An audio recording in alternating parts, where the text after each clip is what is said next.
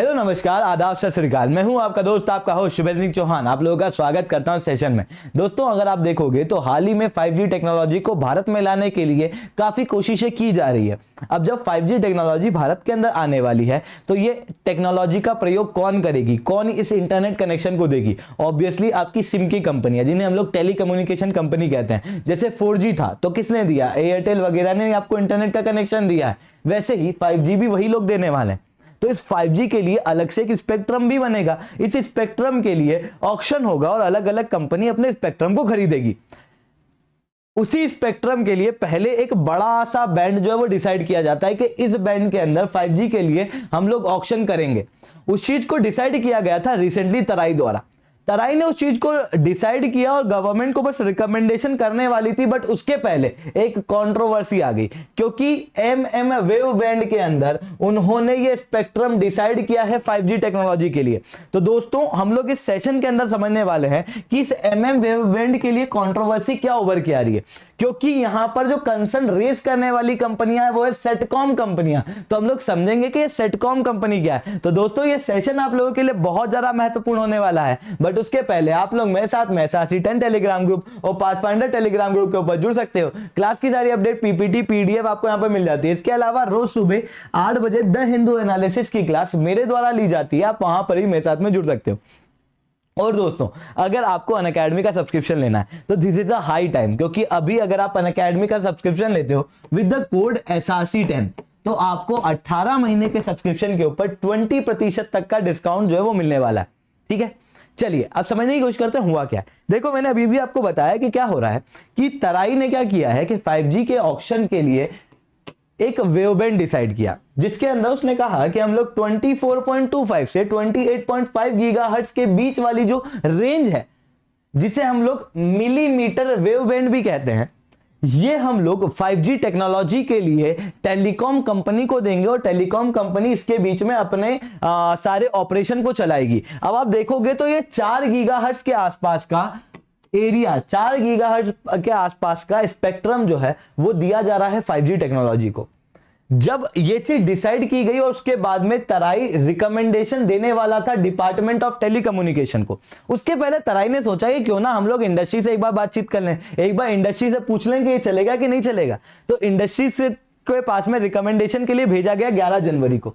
जब इंडस्ट्रीज के पास में रिकमेंडेशन के लिए भेजा गया कि किस तरीके से हम लोग बैंड का प्लान करेंगे, क्या ब्लॉक साइज होगी, किस तरीके से ऑक्शन होगा इन स्पेक्ट्रम का और क्या कंडीशन रखना, जब ये सारी चीजें हो रही थी तो उसी बीच में सेटकॉम कंपनी ने अपने कंसर्न जो है वो दर्शा दिए। क्या है सेटकॉम कंपनी, पहले वो समझो। सेटकॉम कंपनी का मतलब होता है सैटेलाइट कंपनियां। क्या होता है कि अभी अगर आप इंटरनेट की बात करते हो तो भारत के अंदर अधिकतर मात्रा में जो इंटरनेट मिलता है वो टावर के जरिए मिलता है, टेरेस्ट्रियल। धरती के ऊपर ऐसे टावर लगे हुए हैं और उससे इंटरनेट मिलता है। अब क्या होता है कि इस टावर की रेंज ज्यादा से ज्यादा कहां तक जाएगी, आप खुद सोचो। अगर ये एक शहर में टावर लगा है तो ये ज्यादा से ज्यादा उस शहर के अंदर दे सकता है इंटरनेट कनेक्शन, पर गांव तक तो नहीं जा पाएगा, बहुत दूर के इलाकों तक तो नहीं जा पाएगा, एक बड़े एरिया में इंटरनेट कनेक्टिविटी ये नहीं दे पाएगा। पर अभी के समय में हम लोगों को एक बड़े एरिया में इंटरनेट कनेक्टिविटी की जरूरत है, क्योंकि कोविड-19 के दौरान में अधिकतर लोग जो है वो घर से भी काम कर रहे हैं। जब घर से भी काम कर रहे हैं तो उनको भी इंटरनेट कनेक्टिविटी की जरूरत है। अब कहां कहां टावर लगा है, तो एक नई टेक्नोलॉजी जो है वो आई है जिसे हम लोग कहते हैं सेटकॉम कंपनियां, जिसके अंदर लो अर्थ ऑर्बिट का प्रयोग किया जाता है, सैटेलाइट का प्रयोग किया जाता है और उस सैटेलाइट से इंटरनेट कनेक्शन जो है वो लोगों को दिया जाता है। मतलब यहां पर फाइबर ऑप्टिक ब्रॉडबैंड कनेक्टिविटी नहीं मिलती है, बल्कि सैटेलाइट के जरिए इंटरनेट कनेक्टिविटी जो है वो दी जाती है। इसके एग्जाम्पल के रूप में आप देखोगे तो Bharti Airtels, OneWeb, SpaceX, Starlink, हालांकि इन्होंने अपने ऑपरेशन पूरी तरीके से भारत में भी शुरू किए नहीं है, इनके ऑपरेशन शुरू होने वाले हैं। ठीक है, एक और शब्द, एक और टर्म जो हम लोगों को समझना है वो है एमएम वेव, क्योंकि सारी कंट्रोवर्सी इसी के लिए। तो एमएम वेव क्या है? एमएम वेव एक हाई फ्रीक्वेंसी वेव है, एक हाई फ्रीक्वेंसी वेव है जिसकी रेंज 24 गीगाहर्ट्ज से 100 गीगाहर्ट्ज के बीच में लाया करती है। अब ये हाई फ्रीक्वेंसी का मतलब क्या और ये हाई फ्रीक्वेंसी ही क्यों 5G को दी जा रही है? देखो क्या होता है, जब भी किसी चीज की फ्रीक्वेंसी ज्यादा होती है, अब जितना भी डाटा है, जितना मैं बोल रहा हूं उसके वो जो डाटा आपके पास पहुंच पा रहा है, या फिर आप इंटरनेट के ऊपर किसी भी वेबसाइट को क्लिक करते हो तो वो वेबसाइट खुलती है, इसका मतलब क्या है कि किसी और के सर्वर का डाटा आपके लैपटॉप में आता है। ये सब काय के जरिए आता है, ये सब वेव के जरिए आता है। जब ये वेव के जरिए आता है तो वेव की स्पीड जितनी तेज उतनी इंटरनेट कनेक्टिविटी की स्पीड तेज, जितनी वेव की स्पीड तेज उतनी ही कम लेटेंसी, मतलब वो जो आपको वेट करने वाला पीरियड होता है ना, वो उतना कम हो जाता है। अब फ्रीक्वेंसी अगर ज्यादा है मतलब क्या होता है कि वेव की स्पीड ज्यादा होती है, मतलब फ्रीक्वेंसी ज्यादा, वेव की स्पीड ज्यादा, वेव की स्पीड ज्यादा मतलब डाटा जो है वो तेज ट्रांसफर होगा। इसी के अंदर आपको दिखेगा कि इंटरनेट कनेक्शन जो है वो फास्ट होगा। वहीं दूसरी तरफ आप देखो तो ऐसी कंडीशन में क्या होता है कि फ्रीक्वेंसी जब बहुत ज्यादा होती है, जब फ्रीक्वेंसी बहुत ज्यादा होती है, 1 सेकंड के अंदर वेव बहुत ज्यादा ट्रेवल करती है, बहुत ज्यादा ऐसे वो अपने जो लूप्स है वो पूरे करती है। ऐसी कंडीशन में क्या होता है कि वो वेव बहुत लंबा नहीं जा पाती, ऐसी कंडीशन में रेंज जो होती है वो कम होती है। वहीं दूसरी तरफ अगर मैं बात करूं कि फ्रीक्वेंसी अगर कम कर दी जाए तो स्पीड कम हो जाएगी, तो इंटरनेट की स्पीड जो है वो यहां पर हम लोगों को कम देखने को मिलेगी, वहीं रेंज जो है वो क्या होगी, ज्यादा देखने को मिल जाएगी। यही रीजन है कि आप 2G इंटरनेट की जब मैं बात करता हूं तो ये आपको गांव गांव में मिल जाता है, पर 4G हर जगह नहीं मिलता। क्यों? क्योंकि 2G की स्पीड कम है, फ्रीक्वेंसी उसकी कम रहती है, इस कारण से उसकी स्पीड कम है। 2G की स्पीड कम है पर उसकी रेंज जो है वो ज्यादा है। वहीं जब आप 4G पे आते हो तो 4G के अंदर क्या होता है, 4G आपको बहुत दूर के इलाकों में नहीं मिलता है, उसके अंदर आपको हर जगह जगह पे टावर लगाना पड़े। 2G के समय पे इतने टावर थे क्या? नहीं थे। तो 4G के अंदर टावर जगह जगह पे लगाना पड़ते हैं। क्यों? क्योंकि इसकी रेंज कम हो जाती है, क्योंकि स्पीड फास्ट है। मतलब स्पीड फ्रीक्वेंसी ये दोनों साथ में चलते हैं पर रेंज उनका इनवर्स चलता है। इतनी बात समझ में। अब देखो कि हम लोगों को 5G टेक्नोलॉजी लाना है, मतलब एक तेज इंटरनेट कनेक्शन देना। ऐसे कंडीशन में हम लोगों को जो स्पीड है वो फास्ट देना है, फास्ट स्पीड देना है। मतलब फ्रीक्वेंसी कैसी होनी चाहिए, बोलो जल्दी, ज्यादा होनी चाहिए। तो गीगाहर्ट्ज में हम लोगों ने फ्रीक्वेंसी जो है वो देने की कोशिश की है, और यही गीगाहर्ट्ज के अंदर जब हम लोगों ने फ्रीक्वेंसी देने की कोशिश की है तो वो MM वेव बैंड के अंदर हम लोगों ने देने की कोशिश की है। ठीक है, अब होता क्या है, हुआ क्या है, हुआ यह है कि जो वेव बैंड दिया गया है वो क्या है 24.25 से 28.5, ये रिकमेंडेशन दिया है तराई द्वारा। वहीं अगर मैं सैटेलाइट कंपनी की बात करूं जो सैटेलाइट के जरिए इंटरनेट दे रही है, उनके अंदर क्या है, उनका इंटरनेट कनेक्शन, उनका जो स्पेक्ट्रम है वो ऑलरेडी इंटरनेशनल टेलीकम्युनिकेशन यूनियन द्वारा डिसाइड किया गया है कि ये 27.5 से 31 गीगाहर्ट्ज के बीच में होना चाहिए। साथ में 17.7 से 21.2 गीगाहर्ट्ज के बीच में होना चाहिए। अब आप देखोगे तो 27.5 और 28.5 के बीच वाला ये जो एक बैंड है इसके अंदर क्लैश हो रहा है, जिसके कारण से सेटकॉम कंपनी जो है वो अपने कंसर्न शो यहां पर कर रही है कि यहां पर ये क्लैश नहीं होना चाहिए, क्योंकि इसकी वजह से सैटेलाइट कंपनी को डायरेक्टली दिक्कत आने वाली है। अब सैटेलाइट कंपनी का कहना क्या है, सैटेलाइट कंपनी का कहना सीधा सा ये है कि आपने एक बड़ा वेव बैंड जो है वो किसको दिया है, 5G को। 5G को इतना बड़ा वेव बैंड दिया है कि ये 4 गीगाहर्ट्ज के अंदर फैला हुआ है। इतना बड़ा वेव बैंड अगर आप उनको दोगे तो एक बड़ा भाग जो है वो अंडर यूटिलाइज ही चला जाएगा। आप ऑक्शन तो कर दोगे, कंपनी के पास में चले भी जाएंगे, पर फिर भी इस स्पेक्ट्रम का बड़ा भाग अंडर यूटिलाइज चला जाएगा, यूटिलाइज ही नहीं होगा, यूज ही नहीं होगा। ऐसी कंडीशन में रिसोर्सेज जो हैं वो कहीं ना कहीं वेस्ट होंगे, और जब रिसोर्सेज वेस्ट होंगे तो उनका कहना यह है कि इसकी बजाय ऐसा करो कि इनके वेवबैंड को कम करो, क्योंकि ओवरऑल देखा जाए तो 90% जो भारत का मार्केट है वो केवल 3 ही टेलीकॉम कंपनी चलाती है। अब उनके बीच में ही मेनली ये स्पेक्ट्रम बंटने वाला है, उसके अंदर इतना बड़ा वेवबैंड देने की क्या जरूरत है, ऐसा सेटकॉम कंपनी का कहना है। दूसरा, सेटकॉम कंपनी का कहना यह भी है कि अगर इसी तरीके का स्पेक्ट्रम रहा तो इसकी वजह से सैटेलाइट कंपनी ठीक से काम नहीं कर पाएगी, जिसके कारण से वो वाला कनेक्शन जिसकी भारी जरूरत जो है वो लोगों को है, क्योंकि सीधी सी बात है सैटेलाइट से इंटरनेट कनेक्शन आ रहा है जो हर जगह फैलने वाला है। 5G का रेंज इतनी ज्यादा नहीं होगी, क्यों नहीं होगी, क्योंकि स्पीड क्या है, ज्यादा है, फ्रीक्वेंसी ज्यादा है, मतलब रेंज कम होगी। 5G की रेंज जब कम होगी तो वो हर जगह पे अवेलेबल नहीं होगा। ऐसी कंडीशन में सैटेलाइट कम्युनिकेशन की काफी ज्यादा जरूरत हम लोगों को पड़ने वाली है, और ऐसे समय में जिस दौरान में लोग रिमोट एरिया के अंदर काम कर रहे हैं उस दौरान में तो इस कनेक्शन की और भी ज्यादा जरूरत पड़ने वाली है। पर क्योंकि इसी तरीके का अगर फ्रीक्वेंसी बैंड रहेगा तो उसकी वजह से डायरेक्टली दिक्कत अगर सेटकॉम कंपनी को होगी, तो भारत जो है वो सैटेलाइट ब्रॉडबैंड सर्विस का, जो कि काफी ज्यादा डिमांड में है, उसका प्रयोग नहीं कर पाएगा।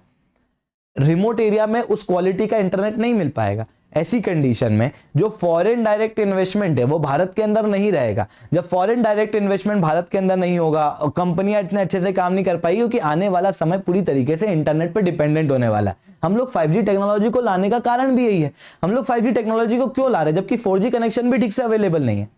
कारण केवल इतना है कि कुछ इलाकों में अगर फास्ट इंटरनेट मिलता है तो उसकी वजह से नई टेक्नोलॉजी के अंदर ग्रोथ होती है।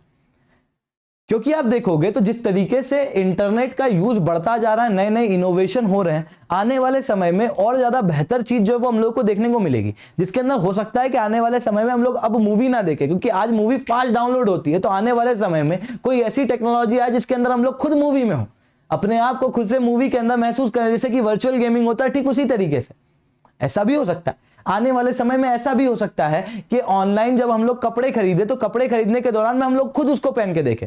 चश्मे के अंदर तो आजकल होता ही है, उसमें वर्चुअली में ऐसा हो सकता है कि हम लोग शायद कपड़े पहन के देखें। मतलब नई नई टेक्नोलॉजी का ग्रोथ होगा तभी होगा और उनका यूज भी तभी होगा जब बेटर इंटरनेट कनेक्शन होगा। इसी कारण से हम लोग 5G टेक्नोलॉजी लाना चाह रहे हैं। पर अगर वो फास्ट इंटरनेट कनेक्शन ज्यादा लोगों तक नहीं पहुंच पाएगा तो शायद उसका यूज इतना बेहतर नहीं हो पाएगा। ऐसी कंडीशन में भारत को भारी इकोनॉमी के अंदर नुकसान देखना पड़ सकता है 184.6 बिलियन के आसपास, डॉलर के आसपास 2030 तक, ऐसा सेटकॉम कंपनी का कहना है। जबकि ऐसा जरूरी नहीं होगा, ये केवल एक हाइपोथेसिस है। सीधी सी बात है कि हम लोग ज्यादा टावर लगा देंगे, हम लोग ज्यादा इंटरनेट कनेक्शन जो है वो प्रोवाइड करने की कोशिश करेंगे, ठीक है। अब सेटकॉम कंपनी का कहना क्या है? सेटकॉम कंपनी कह रही है कि आप ये वाला बैंड मत दो, एक काम करो आप दूसरा बैंड दे दो। क्योंकि 5G जब टेक्नोलॉजी की बात करता हूं तो 5G टेक्नोलॉजी 3 अलग अलग बैंड के अंदर काम कर सकती है। पहला बैंड होता है सब 1 गीगाहर्ट्ज वाला, जो कि 1 गीगाहर्ट्ज से कम वाली जो फ्रीक्वेंसी होती है ना, उसके अंदर 5G को आप यूज कर सकते हो। जब 5G को उसके अंदर आप यूज कर सकते हो तो इसके अंदर क्या होगा? इसके अंदर हर एक कंपनी को लगभग 600 से 700 मेगाहर्ट्ज के आसपास का बैंड जो है वो मिल जाएगा, क्योंकि भारत के अंदर इतनी कोई बहुत ज्यादा कंपनियां नहीं है। ऐसी कंडीशन में लो बैंड कनेक्शन जो है वो मिलेगा। लो, इसको कहा जाता है लो बैंड। इसके कंडीशन में क्या होगा? फ्रीक्वेंसी कम है। फ्रीक्वेंसी कम है इसका मतलब स्पीड कैसी होगी? ज्यादा होगी। पर रेंज कैसी होगी? कम होगी। सॉरी, स्पीड कम होगी, रेंज कैसी होगी? ज्यादा होगी। थोड़ी फ्रीक्वेंसी बढ़ाते हैं, स्पीड बढ़े ना, तो ये वाला एरिया आ जाता है सब गीगाहर्ट्ज, जो 6 के आसपास का रहता है ना, वहां पर खाली जो फ्रीक्वेंसी है वो 3.3 से 3.67 गीगाहर्ट्ज के बीच में, इसे सी बैंड कहा जाता है। यहां पर स्पीड बहुत ज्यादा भी नहीं है, नॉर्मल है, रेंज भी बहुत ज्यादा नहीं है, नॉर्मल है। वहीं अभी जो आप देख रहे थे अभी तक वो है MM बैंड, जो कि 24 से 100 गीगाहर्ट्ज के बीच में, इसे हाई बैंड भी कहा जाता है। स्पीड ज्यादा, फ्रीक्वेंसी ज्यादा है इसके अंदर। कितनी है? 24 गीगाहर्ट्ज। मतलब स्पीड कैसी हो जाएगी? ज्यादा। रेंज कैसी हो जाएगी? कम।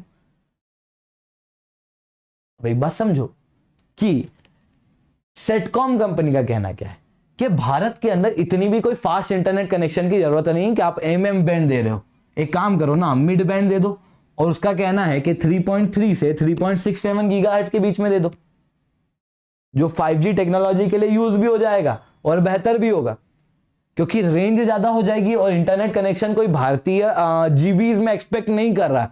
तो ऐसी कंडीशन में जीबीज के अंदर इंटरनेट कनेक्शन देने से मतलब भी नहीं है, ऐसा इनका कहना है। इनका कहना यह भी है कि यहां पर आप देखोगे तो एक छोटा बैंड जो है वो मिल जाएगा 0.67 गीगाहर्ट्ज का, जिसका यूज जो है वो कंपनियां कर पाएंगे, क्योंकि भारत के अंदर कोई बहुत ज्यादा कंपनियां नहीं है। अगर हम लोग 90% मार्केट देखें तो वो 90% मार्केट केवल 3 प्राइवेट कंपनियां जो है वो चला रही हैं, टेलीकॉम कंपनियां चला रही हैं। जब 3 टेलीकॉम कंपनियां 90% मार्केट को होल्ड कर रही, तो मेनली स्पेक्ट्रम उन्हीं के बीच में बंटने वाला है, तो उनको थोड़ा थोड़ा स्पेक्ट्रम दे दो। ऐसी कंडीशन में 330 मेगाहर्ट्ज तक का स्पेक्ट्रम लगभग सबको मिल जाएगा,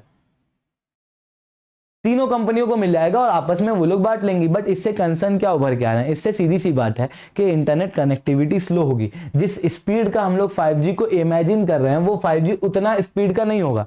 दूसरा कि सेटकॉम कंपनी अभी भारत के अंदर शुरू हुई नहीं है इतने अच्छे से।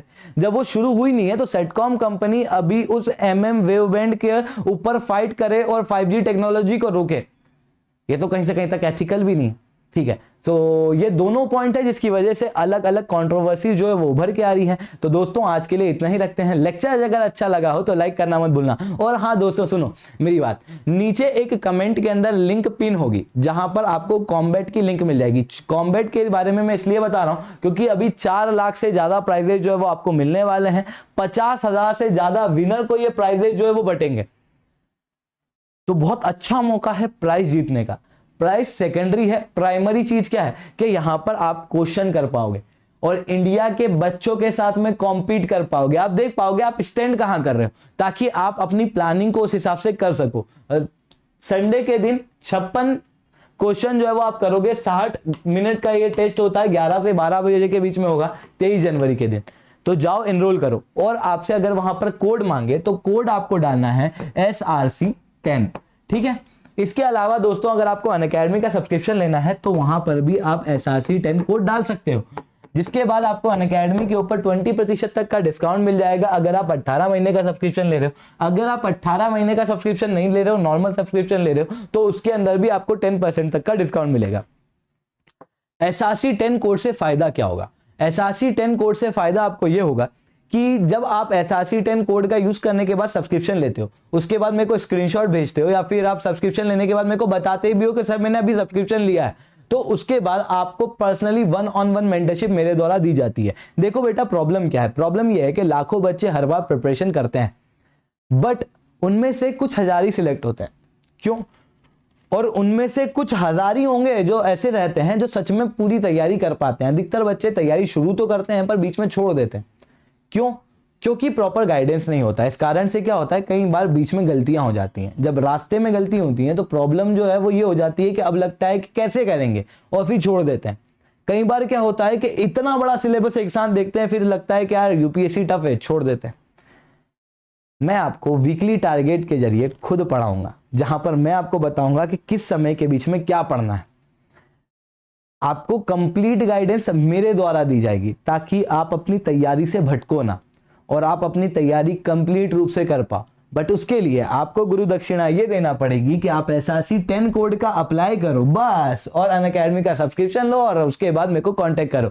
उसके बाद आप लोगों के लिए मैं बस तुम्हारा हूं। तो दोस्तों आज के लिए इतना ही रखते हैं। जय हिंद, जय भारत।